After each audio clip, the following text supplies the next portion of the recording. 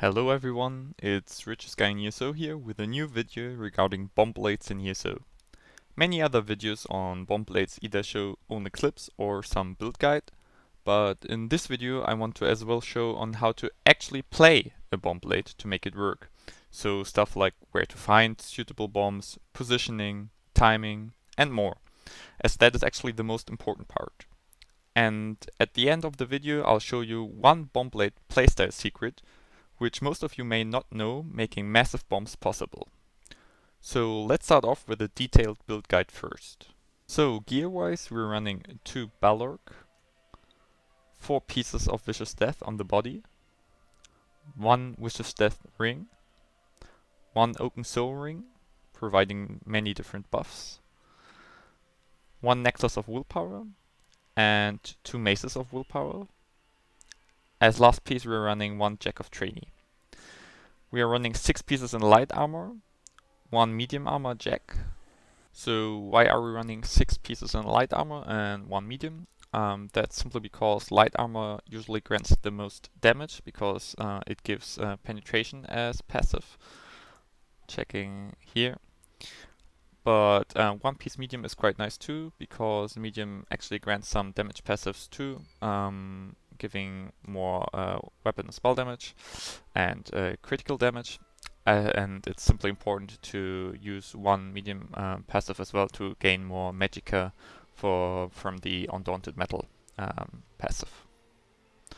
And instead of using like 5-1-1, it's in my opinion better to run 1 light piece with penetration and critical chance instead of the 2% more Magicka we gain by running a heavy piece. And trade-wise, we're running 7 pieces in Divine, and on the Jewelry 3 times Infused with Spell Damage Enchant, Max Magicka on the armor pieces obviously, and on the front bar we're running Nirnhond on both maces. So why are we running maces? We are running maces because they grant us spell penetration. You can see that in the passives of dual wield. Both together 3.5k spell penetration, and maces with Nirnhond trait are actually better than swords with sharpen trait overall. So stick to maces. Another option is to go for axes for more critical damage done. 12% critical damage done isn't bad, but in my opinion some more penetration is important. As well, we already have a loads of critical damage modifiers, so that's what I would suggest. As well, the enchants on the maces are quite unimportant because they only proc from weapon abilities and light attacks, and as they do neither of them, usually they can be neglected. So let's talk a bit about why we're running this stuff. So Vicious Death is self-explaining. It's just simply needed for the bombing. Balorg is the best bombing buffing monster set which you can find, granting after using our Soul Tether ability a lot of penetration and spell damage. And we're running the Oaken Soul Ring to provide a lot of different major buffs, especially Major Berserk, Major Courage, and other buffs which help a lot to boost our damage. Why are we running 3 pieces of Willpower and 1 piece of Trainee? So Willpower actually grants on 2 and 3 piece max Magicka and spell damage, and overall all these 2 buffs are 1.6 times the buff's normal 2 to 4 piece set items grant. So overall more than usual 2 to 4 piece set like Stoons, which might be another good option here, providing damage and penetration offer. So Willpower already offers more bonuses than any 2 to 4 piece, and we get as well the health from the Trainee Jack, which is actually quite nice because health on Bomb Blade is usually underrated. So if you do not have the Oaken Soul Ring, there's some other options you could run. You would run another 5-piece set instead of a Willpower, Jack of the Trainee and the Oaken Soul Ring. You could run, for example, 5-piece damage set like a War Maiden or New Moon would might work as well. Acuity is still quite decent, so there's some different options on that. As well, you would be able to have a back bar and use like front bar skills like Mage Light for more maximum Magicka or Camo Hunter for the 5% damage increase buff. So that's the options for the melee bomber. If you want to run range bomber with like range Destro ult, you could do that too, even though I gotta say I tested it after High Isle patch and it didn't work for me. For some reason, the Dark Convergence, pulling the enemies together, didn't really work. So range didn't seem like a viable option for me this patch. But maybe you get it to work. So if you would run a range bomber, you would run some ice stuff of dark convergence or fire stuff, depending on preference, on the back bar. And then, like front bar wise, you would run 5 pieces of Vicious Death, the Oaken Soul Ring if you have, and if not, you would run Balorg again. And with that, you could get a range setup ready as well. For more info on the ranged setup, you could check my old videos like 3-4 months ago, where I actually have some clips and builds and comments on the ranged bomber. So going over to the stats, we are running a Magicka Nightblade. Other races work as well, like Breton or High Elf, Dark Elf too, which provide quite some nice offensive bonuses.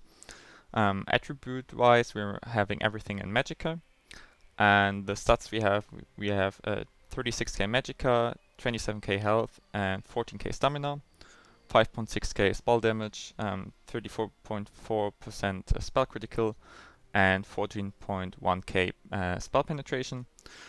And the other stats are not that important. Looking to our buffs, we are having all the different buffs from the Oaken Soul Ring. Kind of important is as well major protection, syncing well with the high health pool we're running on this bomb blade.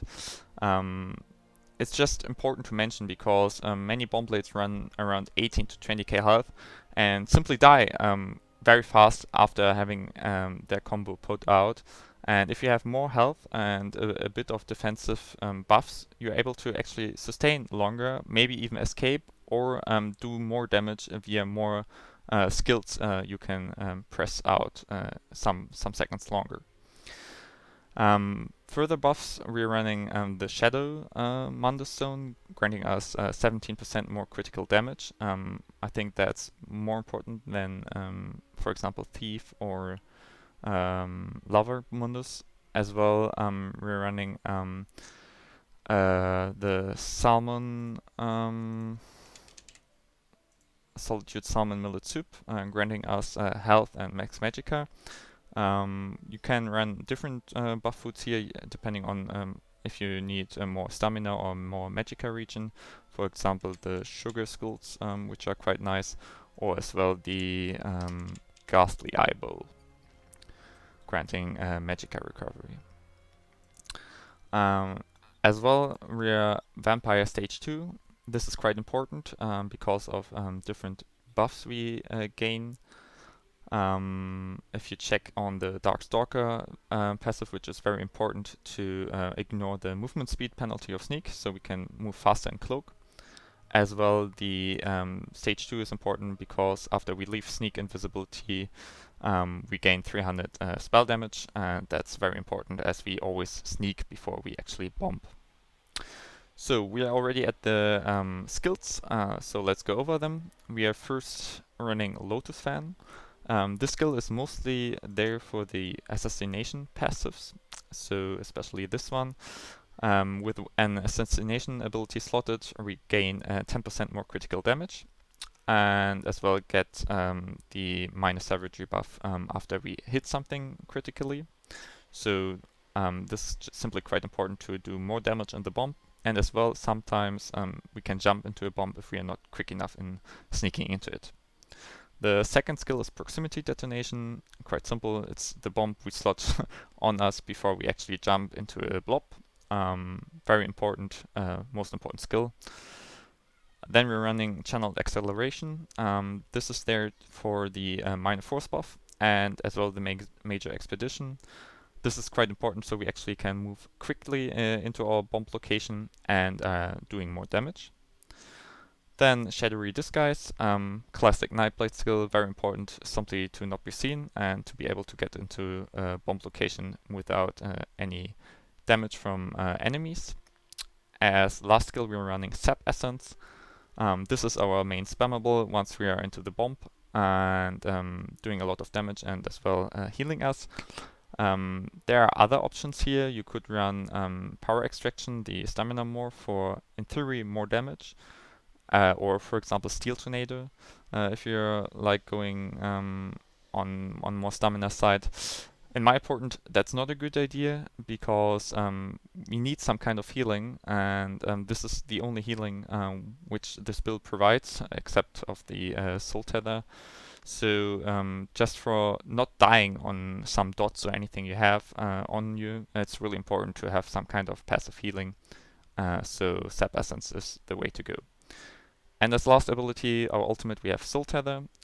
This ability is the most important one to sync well with the proximity detonation.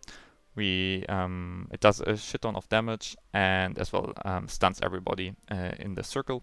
So these are the skills we go. We don't have a second bar because of the Open Soul Ring. And next we can check on the champion points. So we are running as champion abilities. The most important ones are Master at Arms, increasing our damage done with direct damage attacks. And as we are only running direct damage attacks and no dots, that's increased by 6%. As well, we're running Biting Aura, increases the damage of area of effect attacks by 6%. All our attacks are area of effect, so that's increased as well. Backstabber, increasing 10% the critical damage done against enemies we are flanking. As in the bomb we are always flanking some enemies, that's a quite nice bonus. And last on the blue tree, Fighting Finesse for 8% more critical damage and healing done. We are not running Occult Overload because it's hard with our build to actually proc a status effect.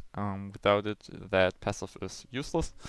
In other builds, I would recommend using it, but we already have Wizard's Death as bomb set, so we can skip Occult Overload in this build. On the red tree, we are running Boundless Vitality for more health, Bastion for 15% more damage against shielded enemies, never hurts. Celerity for more movement speed, which is very important too. And Rejuvenation for more recovery. And for the green tree, the only really important champion ability is Steed's Blessing, giving you 20% movement speed out of combat, but that helps you to get into the blob when you're not in combat and just makes you faster. So let's jump into our second part regarding on how to bomb. First off, you need to find a lot of people stacked up. That's usually the case on resource flags, keep flags and gates, and transistor shrines. In this clip, EPs just took Alessia and take resources. That's why I'm going to the farm, directly buffing up with channeled acceleration skill. Then I'm moving behind the tree, so they don't see me using detonation. I see the time of 8 seconds a bar, and I'm moving into them using my potion, and then tether to proc Balrog. They explode, and I directly move away from them, surviving the bomb. After that, I try to get away and resetting the stage. I see that they're raising up, so I decide to go for a second bomb, doing the same as before. So using detonation, cloaking into them, and again they explode, and I'm trying to get away. But this time it was a bit rough, but due to my high health pool, I even managed to get away a second time. The next clip shows me in Winter's Peak Outpost, hiding on the ledge, waiting for the blues to repair. The ledge is great to hide. I use channeled acceleration first, and then detonation again after. And I will jump into the blues again. And sadly, this time I won't survive the bomb, but still they explode quite well. The last clip is showing off my secret bombing tactic, taking part in Halden's outpost. A lot of EPs are taking it, so I move up on the ledge, waiting for the outpost to turn red, hoping that nobody saw me going there.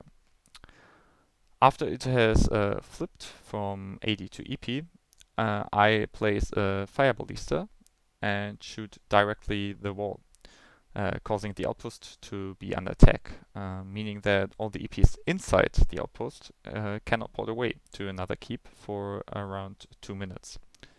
So I pack up the ballista to leave no trace, and as Halun, same as Kamala and Winter's Peak, are a bit off the map, they will wait at the Transitor Shrine to port away, all stacked up.